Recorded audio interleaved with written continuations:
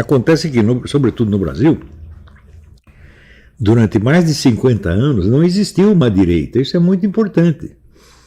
Então, quando começa a aparecer uma direita, e começa a aparecer, graças aos escândalos da roubalheira petista, é um pessoal que não tem prática e não tem esperteza, não tem jogo de cintura, não tem nada. Então, por exemplo, quando veio o pessoal da Escola Sem Partido, vamos fazer um decreto que obriga as pessoas a denunciar quando o professor faz pregação comunista. O que você está querendo? Você está querendo impor uma ditadura de direita na escola, é isso que você está fazendo. E isso, evidentemente, vai provocar reação negativa. Foi exatamente o que aconteceu. Tão logo se disseminou o programa do Escola Sem Partido, a classe inteira dos professores começou a exclamar: eles estão querendo nos sufocar, estão querendo eliminar nossa liberdade de expressão, estão querendo impor um fascismo, etc, etc. E, evidentemente, nessa briga, a esquerda ganhou, porque ela estava dizendo uma coisa óbvia. Então, eu dei o conselho, falei, você não lute por uma escola sem partido, mas ao contrário, porque o problema não é a doutrinação que a esquerda está fazendo, o problema é o controle que ela exerce sobre a opinião vigente, proibindo toda opinião que seja contra eles. Então, em primeiro lugar, você tem que provar que esse pessoal comunista domina o ambiente e exerce ali o seu controle total. Como fazer isso? Vocês têm que fazer uma pesquisa de teses universitárias. Você vai ver que durante 50 anos, nenhuma tese não comunista ou anticomunista foi aceita em universidade nenhuma do Brasil. Portanto, a opinião anticomunista está proibida. E é assim que eles exercem o seu controle. Eles não precisam fazer muita pregação, muita doutrinação. Porque se só existe uma ideia que é permitida, qual é a ideia que vai se impregnar na mente das massas? É essa, porque não tem outra. Então o problema não era a doutrinação exercida pelos comunistas, mas, ao contrário, o controle e a censura que os comunistas exerciam sobre tudo que fosse contra os projetos deles. Menos as ideias do que os projetos, na verdade. Mas eu expliquei isso, ninguém entendeu. Teve gente ali na Escola Sem Partido que ficou brabíssimo comigo. Disse, você estragou tudo. Bom, se eu estraguei essa bela porcaria, eu só posso me regozijar com isso, porque a ideia era realmente é uma ideia moralmente correta, porém psicologicamente e estrategicamente idiota. Feita por que tipo de pessoas? Pessoas muito bem intencionadas, pessoas com boa conduta moral, porém sem nenhuma experiência e sem nenhuma cultura a respeito. Se você perguntar, pega as pessoas que elaboraram esse projeto, quantos livros sobre o comunismo você leu? Se leu um, é muito. Ora, você já viram a minha biblioteca de comunismo como é aqui. Eu estou lendo o livro de comunismo há mais de 50 anos, gente. Eu entendo mais de comunismo do que qualquer comunista brasileiro. E é por isso mesmo que eles se dão mal quando vão se confrontar comigo, porque eu os conheço melhor do que eles se conhecem a si mesmo. O que é a regra, praticamente a regra número 1 do Sun Tzu. Conhecer o inimigo melhor do que ele se conhece a si mesmo. Eu cumpro esta regra, eles não cumprem. Por exemplo, você acha que eles querem conhecer o Olavo de Carvalho? Não, eles têm terror de conhecer o Olavo de Carvalho. O maior terror que eles têm é ler o Olavo de Carvalho e concordar. Não posso ler porque eu posso concordar, então vamos afastar isso aí como se fosse o capeta.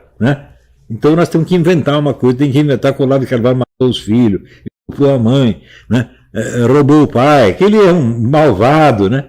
Tem que inventar uma coisa desse tipo.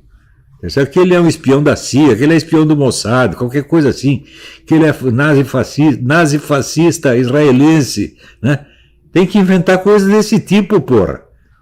Então, coisas absurdas, mas quanto mais absurdas, mais elas são atraentes. Não é isso? Então, porque entra naquele preceito do Groucho Marx, afinal você vai acreditar em mim ou nos seus próprios olhos. De tanto você furar os próprios olhos, no fim você não acredita mais neles, você só acredita no que você ouviu. Essa é a diferença entre o homem inteligente e o imbecil. O homem inteligente é guiado pelo olhar, o imbecil é guiado pelo ouvido. Então, Ele acredita no que ouve dizer, no que os outros dizem. E quando diz com um certo tom de certeza, né? Quando diz com uma certa eloquência, com um certo tom de autoridade, pronto, aí acabou. As pessoas aceitam e, né, querem imitar aquele sujeito para se impregnar do tom de autoridade deles. Grande parte do que nós chamamos de autoridade da ciência é baseado nisto. Ou seja, pelo uso da palavra ciência por pessoas que não têm a menor ideia do que seja a ciência. Eu já dei muitas aulas sobre isso e já demonstrei que isso acontece, né? E o uso que fazem da palavra ciência demonstra total ignorância do assunto. Então, por exemplo, tal coisa é consenso científico. Eu digo, meu filho, se é consenso, não é científico. Né? Consenso o que é? Número de votos, meu Deus do céu. Porque você diz, 80% dos cientistas acreditam em tal coisa, se 80% dos cientistas acreditam nisso, não é científico. Porque, por exemplo, as coisas que são certezas científicas reais não é consenso. Por exemplo, 2 mais 2 é 4. Esse é um consenso científico? Não, não é um consenso científico. Esse é uma certeza intuitiva imediata.